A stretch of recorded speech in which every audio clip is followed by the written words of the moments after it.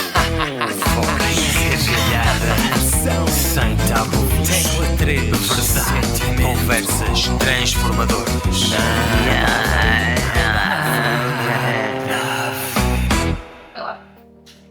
Podcast do Maior. Olá, eu sou o Dionísio, tenho 18 anos. Como sabem, por vezes fico muito cansado quando falo e utilizo este sistema de comunicação para me ajudar, o software Grid. Bem-vindos ao podcast Nada a Ver. Episódio 8, Doutora Cristina Pedrosa.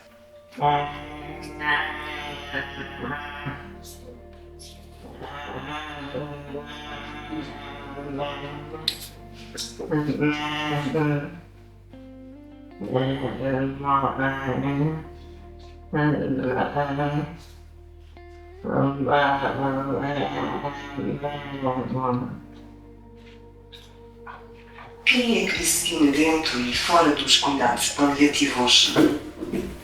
Ui!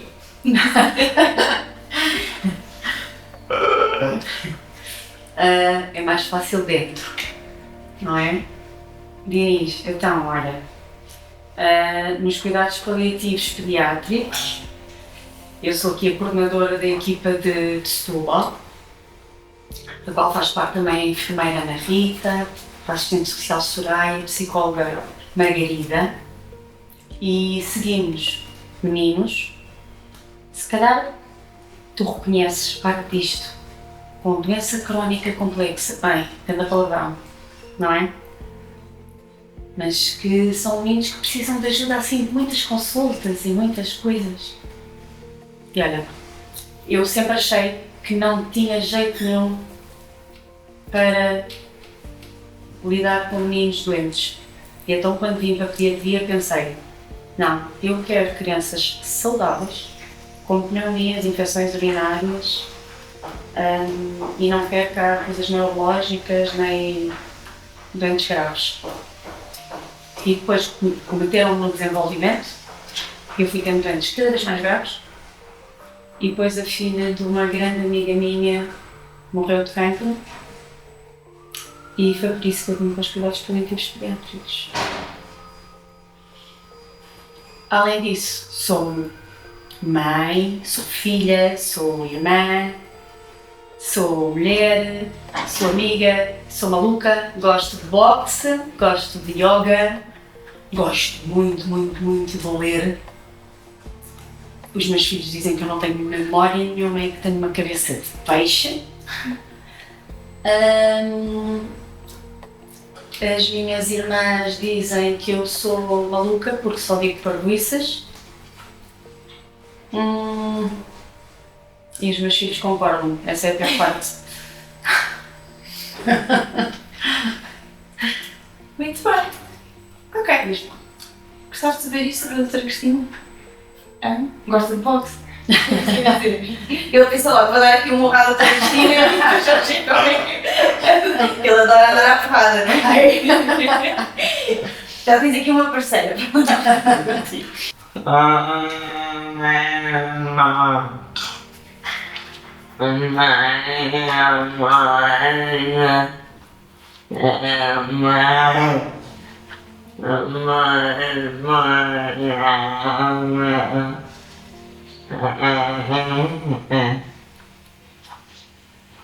O que ficou mais forte e mais vulnerável é si.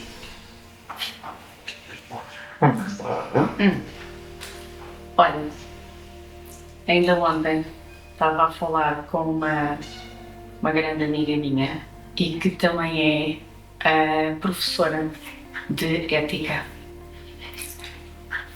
Porque sabes que isto, a gente ver crianças doentes e falar muito com pais de crianças doentes faz-nos perceber que nós podemos ficar doentes a qualquer momento, que os nossos filhos podem ficar doentes a qualquer momento.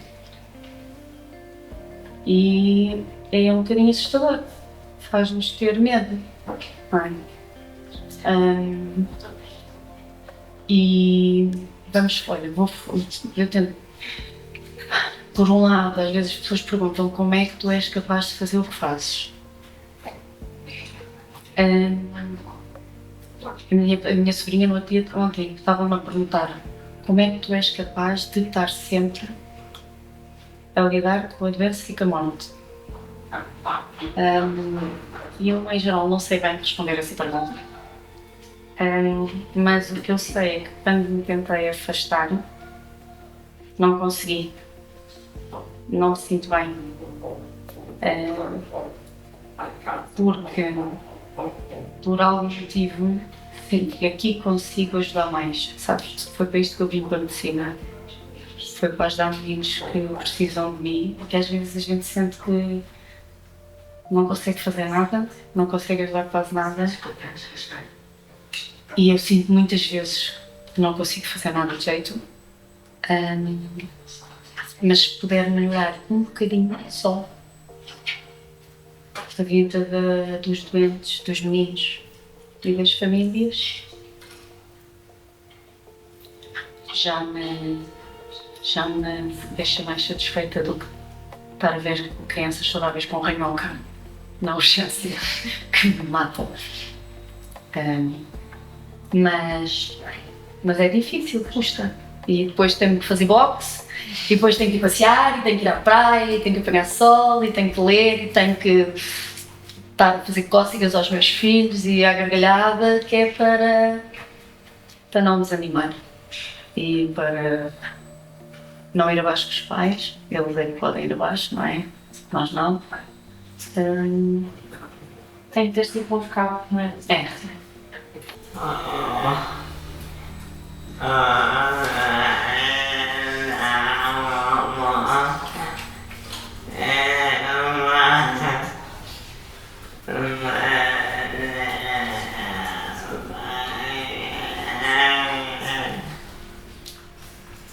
O que ainda arranca e que a faz perder a paciência?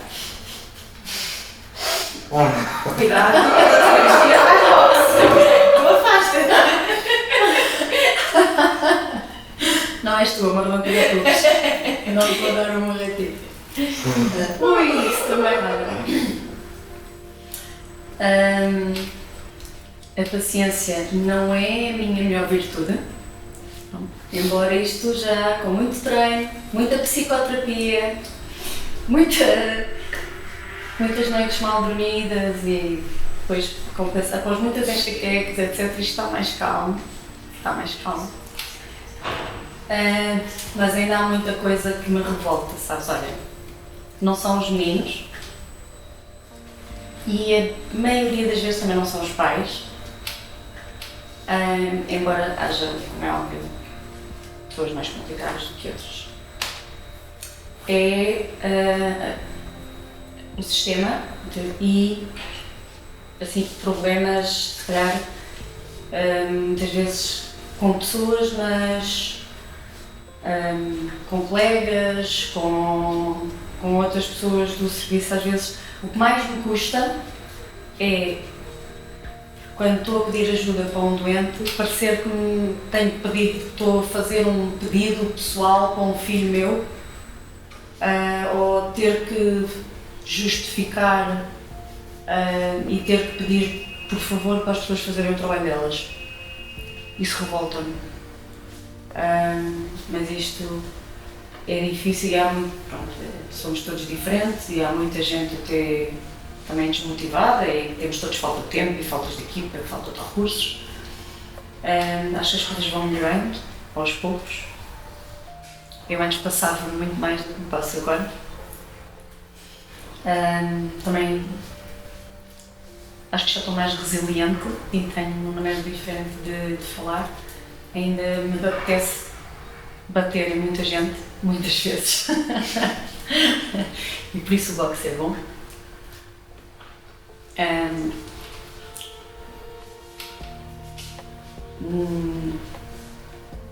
E às vezes é isso, para querer saber o que é que podíamos fazer para as coisas melhorarem e não conseguirmos, é frustrante e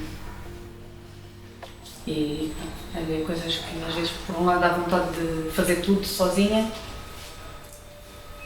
para o lado ninguém sabe que é impossível. E quando as pessoas não ajudam, não sabem, é revoltante, é irritante, mas aqui no nosso serviço está tudo muito melhor. Muito melhor. É muito pronto, já há muita coisa. Claro, Mas e só- faz sentido agora trabalharem todos para o sim, mesmo sim, e estarem sim. apoiados. Se não tiverem uma rede de Neste apoio. momento o serviço estamos a funcionar em equipa já muito bem. Pronto, depois mesmo assim há muita coisa que não depende só do nosso serviço. Sim, exato, não é? Não podem fazer tudo.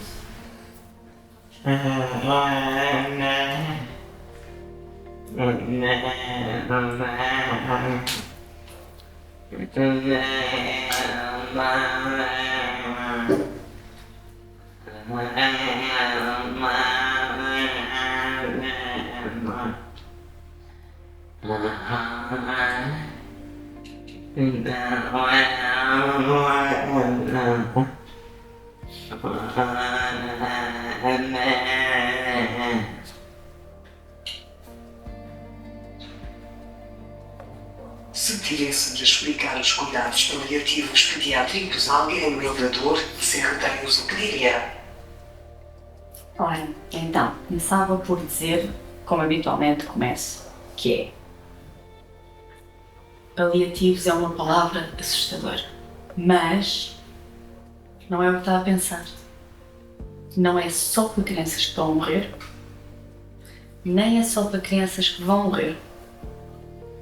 É para aquilo que nós chamamos de crianças ou jovens com doença crónica complexa, ameaçadora ou limitante de vida, ou seja, são meninos que têm doença, seja ela neurológica, cardíaca, respiratória, renal, o que for, e que nós ajudamos, portanto somos uma parte da equipa que acompanha a criança, não substituímos ninguém.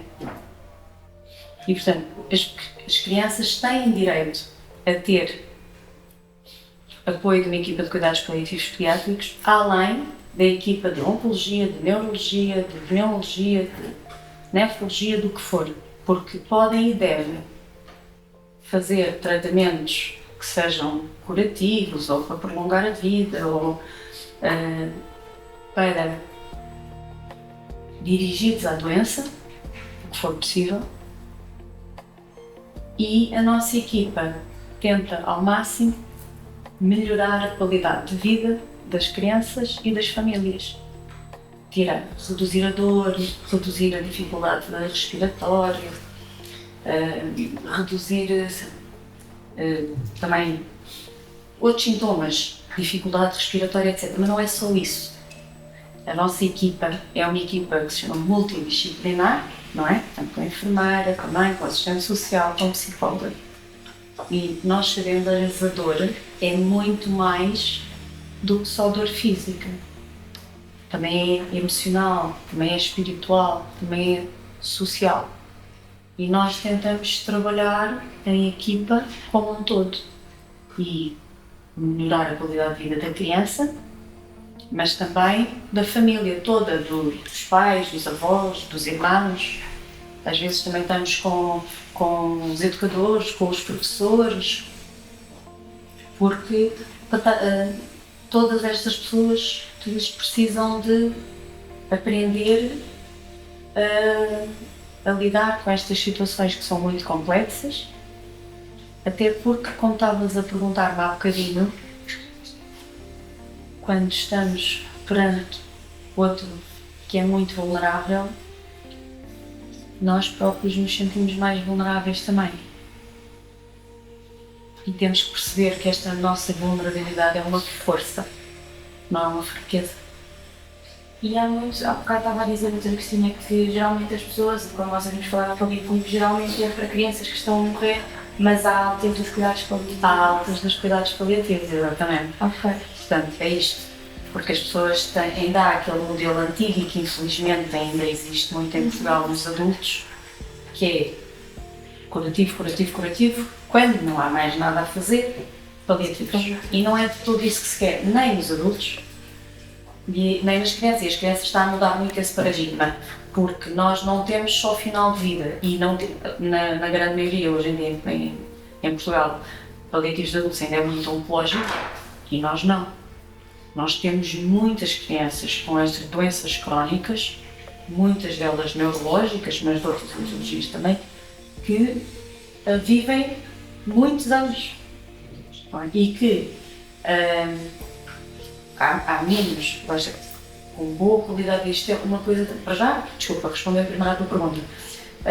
Por exemplo, uma doença oncológica que está numa situação de complexidade importante, é referenciada a nós articulamos sempre com as equipas de base, não é? E, por exemplo, há coisas simples que as pessoas nem pensam. O IPO é em Lisboa, nós estamos em Setúbal ao lado da casa das pessoas. Houve um menino a quem nós demos alta recentemente, tinha uma doença muito grave. Foi várias vezes internado no IPO, mas muitas coisas que ele vinha cá fazer as análises, vinha cá fazer o fator de crescimento dos neutrófilos, vinha cá ser avaliado por mim e eu articulava com o IPO, para a família não estar sempre a ter que ir ao IPO, tipo, uma vez ou duas vezes por semana, quando não há necessidade disso. E efetivamente, depois houve, o menino melhorou, entrou em remissão, tem estado bem, e nós demos alta dos cuidados paliativos pediátricos porque ele já não está em situação de gravidade que justifique manter acompanhamento por uma equipa de cuidados paliativos pediátricos. Por outro lado, eu ia dizer mais qualquer coisa que entretanto e também há muitos meninos atualmente, muitas vezes que antigamente morriam todos ou morriam muito cedo e que hoje em dia vivem cada vez mais tempo e que passamos, como o Dinis, fazem 18 anos e transitamos para os cuidados de adultos. Mas há uma noção que as pessoas, eu acho que ainda não têm muito e que eu não tinha quando entrei em medicina ou em pediatria, que é, nós olhamos para estes doentes com grandes limitações e pensamos que horror, é verdade. Isto é uma vida de sofrimento, mais valia não ter nascido ou mais valia morrer. E eu tenho imensos miúdos com limitações francas e que são super felizes. E é importante também, passam o tempo a rir, a brincar, que estão em famílias que os amam, que os cuidam, e os miúdos, se não têm dor, se não têm, lá está, dificuldade respiratória, não têm convulsões descompensadas, não têm sintomas descompensados, contactam, são felizes, estão numa família que amam, quem sou eu para dizer que eles não têm boa qualidade de vida? Só está a tentar ajudar um bocadinho, grande não é a vida deles.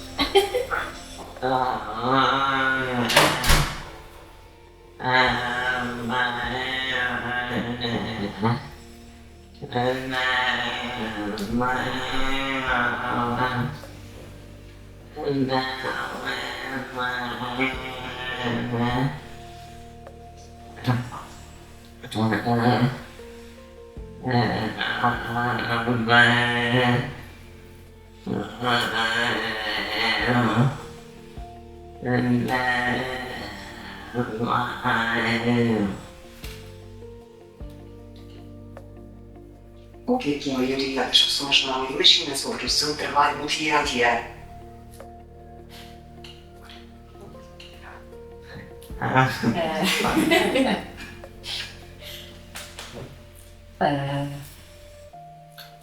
Olha, há muita coisa. E há muita coisa difícil e há muita coisa triste, mas eu acho que isso as pessoas imaginam e, pelo contrário, eu acho que as pessoas pensam que é só isso. O que eu acho que as pessoas não imaginam ou têm dificuldade a imaginar ou perceber é que nós também nos fartamos de rir com as famílias, com as crianças. Que nós estabelecemos uma ligação muito importante com as famílias, porque também os seguimos muitos anos.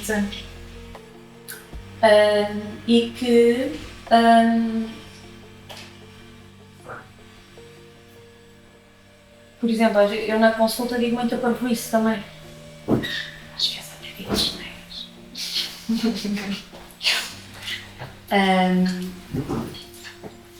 E lá para além, é claro que há partes que custam e que tiram o sono e que dão vontade de chorar, mas há muitas situações em que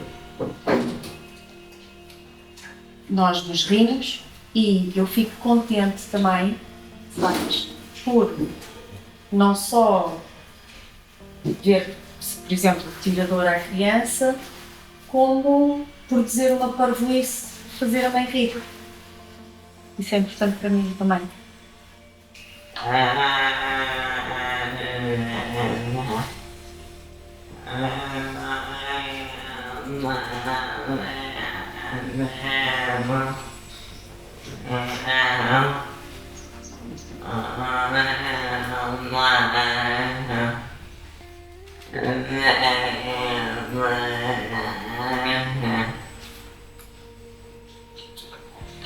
Acredita que os cuidados paliativos pediátricos são um espaço de esperança?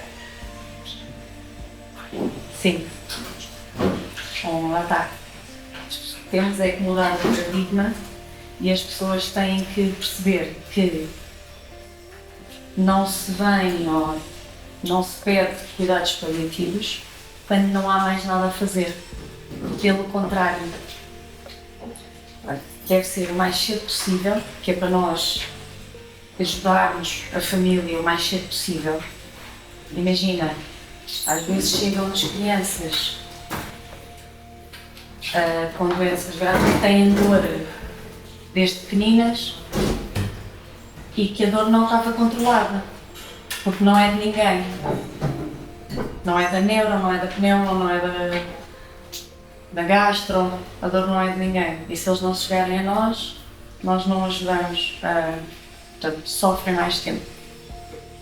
E por outro lado, eu já disse muitas vezes, ao contrário do que as pessoas pensam, até pensando realmente em, por exemplo, fim de vida, cuidados em fim de vida não são cuidados mínimos, são cuidados máximos. Dá muito trabalho ter uma criança em fim de vida e ter a certeza que ela não está a sofrer e apoiar os pais e apoiar a equipa que está cá todos os dias.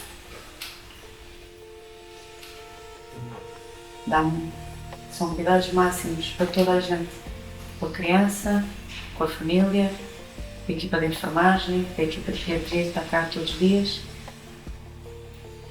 E somos nós que temos que estar cá para isso.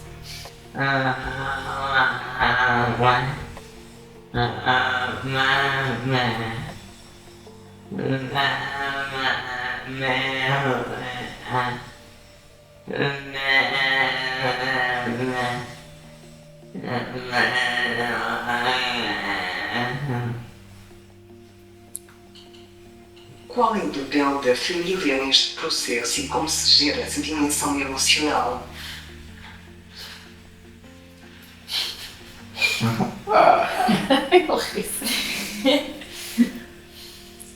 Olha, há aquela verdade lá para Alice que toda a gente sabe e que muitas vezes ninguém liga nenhuma, que é a família é parte integrante da equipa. E portanto, por um lado, isto é claro que isto é difícil e às vezes as equipas profissionais continuam a ter um papel muito paternalista e achar que nós é que sabemos tudo, que as famílias não sabem nada e nós é que tomamos as decisões. Isto é errado, porque uma decisão pode ser acertada numa família e pode não ser acertada noutra. Por outro lado, com o que se fala da autonomia e da autonomia, às vezes as equipas descartam-se de decisões que são médicas e que não devem ser colocadas aos ombros da família. porque não devem ser, porque a família não consegue tomar essas decisões, nem tem que tomar essas decisões, nem tem que ficar com esse peso. Mas deve ser tudo discutido abertamente, falado. Temos que ter em conta as opiniões, as crenças, os desejos da família e da criança. E temos que tentar ir o máximo, respeitar o máximo que conseguimos. Há coisas que as famílias nos pedem porque faz parte e que nós temos que também ter a coragem de não seguir, apesar de respeitarmos e de falarmos e de explicarmos porque é que não vai ser esse o procedimento. Isto também está a proteger aqui um bocadinho a família. Proteger a família. É como a decisão de não reanimação. Não é? Isto tem que ser tudo falado, mas são poucas as famílias que no momento não pedem para nós reanimarmos a criança. E, por exemplo, doutora Cristina, aqui tem a questão do testamento vital com esses filhos. Nas crianças não há sequer uma criança. Portanto, é tudo muito falado por equipa multidisciplinar, com os pais e exatamente. Okay. E isso depois a questão é, isto tudo, eu já vi de tudo, não é? Miúdos que têm boa qualidade de vida e que se assume que não e que é posto, acho eu, erradamente, um diagnóstico de não reanimação.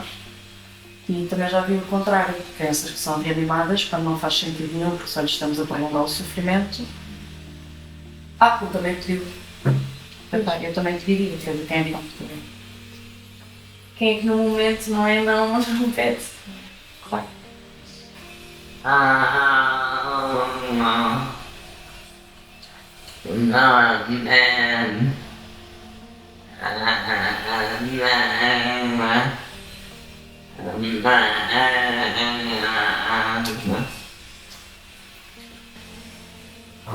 algum momento particular que é tão marcado?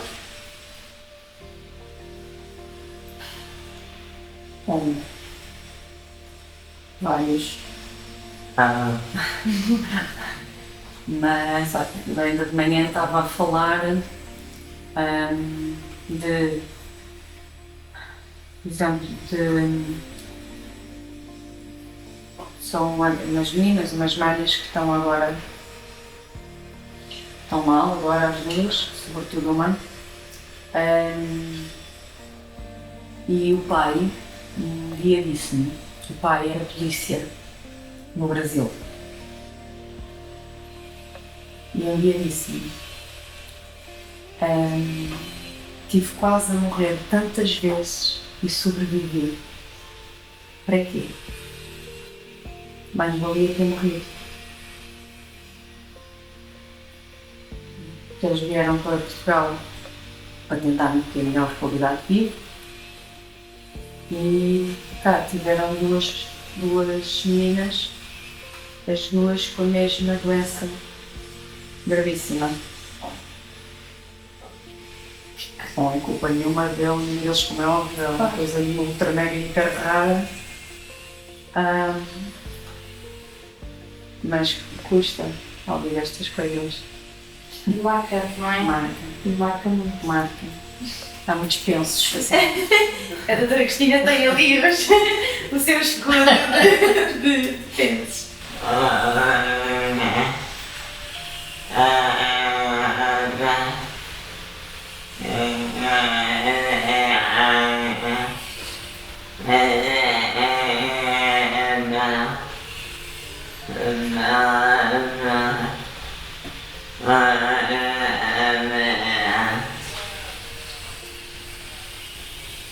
O que é que estas crianças lhe ensinam todos os dias? Olha, muito, sabes? Tanto as famílias como as crianças. E olha, isto que eu te estava a dizer há bocadinho, eu acho que tu és um exemplo ótimo disso também, não é? É que nós não sabemos nada. Primeiro, essa é a primeira. A sério. Eu juro-te, olha, quando tinha 20 anos, 20 e tal anos, tinha a mania, tinha tantas certezas. Agora não tenho, a única certeza que tenho é que não sei nada, é aquela cena só caratiana, mas é bom. Os doentes são todos diferentes, as famílias são todas diferentes. Não podemos assumir que sabemos como uma criança vai portar-se ou portar-se perante uma complicação ou perante uma situação. Aqui não podemos ir só pela estatística. E as crianças doentes as crianças em geral são incríveis, mas as crianças doentes são inacreditáveis. Têm uma resiliência e uma força, uma capacidade de amor que geram em sua volta também,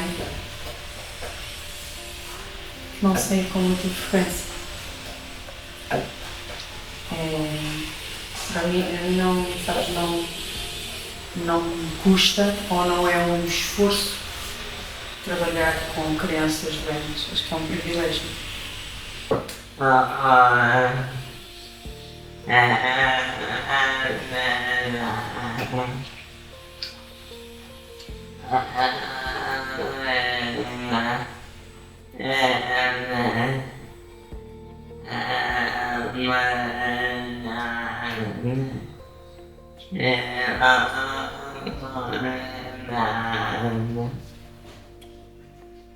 Onde é que traça a linha entre a verdade e o cuidado e já houve momentos em que sentiu que, ao proteger uma família, estava também a esconder algo essencial?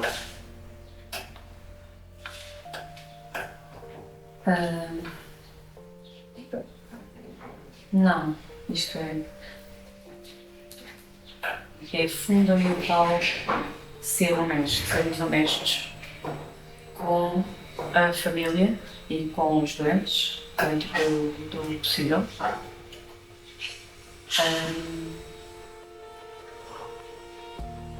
Se tu disser, acho que temos que saber, temos que falar de maneira adequada de cada pessoa, de maneira que a pessoa nos compreenda, a cada criança e a cada pessoa.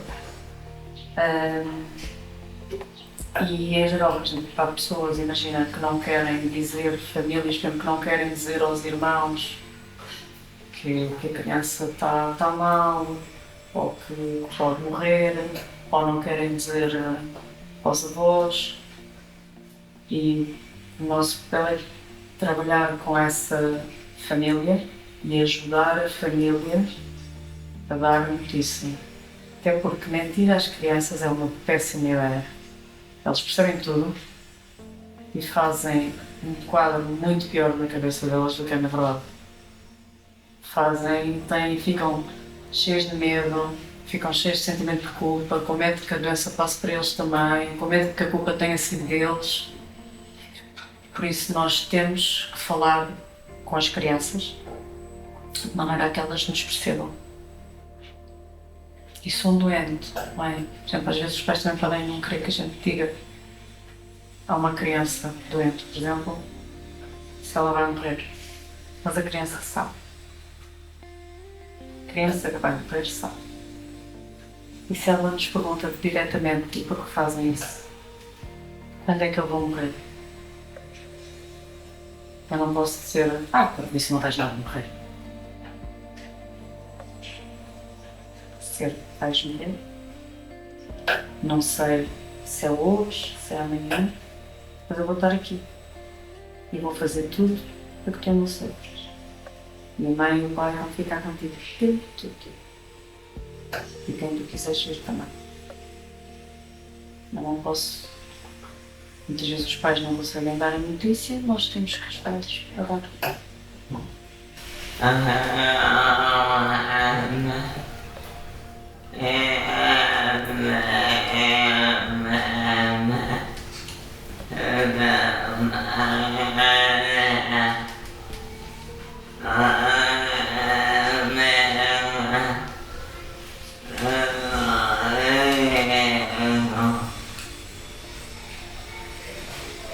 quando se despede de uma criança, o que é que fica consigo e o que é que nunca mais consegue deixar para trás?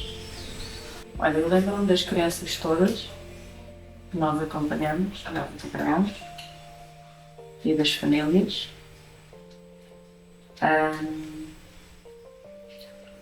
E em geral fica, por exemplo,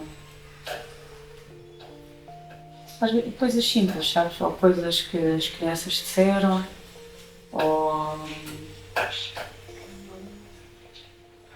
entrar no quarto e ver a mãe de mãos dadas com a menina, ou as lágrimas da mãe porque ela pela primeira vez em anos não as viu de dor, ou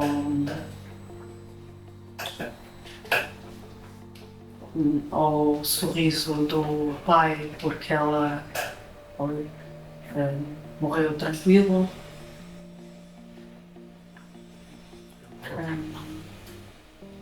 E o que custa mais às vezes é aquela fase em que, às vezes, muito lá está, porque eu adorava ter uma bola de cristal, na minha vida era muito mais simples. Ajudava muito. Aquela fase em que é muito difícil, está a ser muito difícil prender, mas também é muito difícil largar, não saberes o que é melhor para a criança, claro.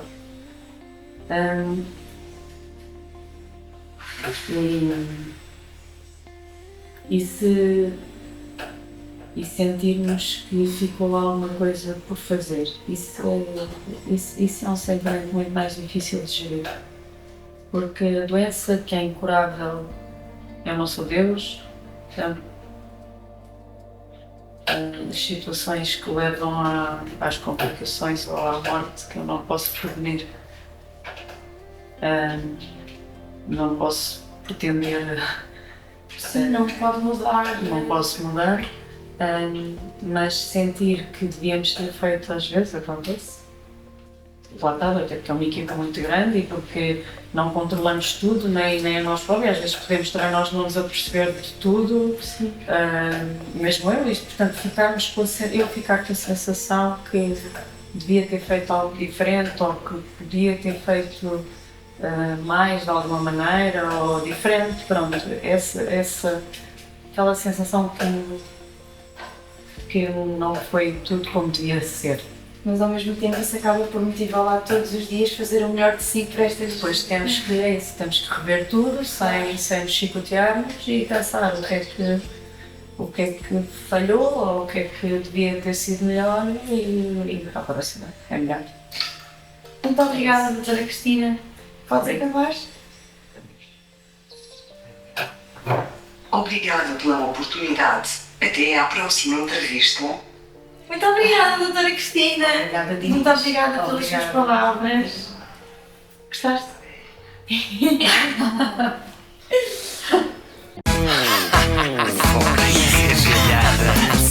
Sem tabu, tecla 3, verdade, conversas transformadoras.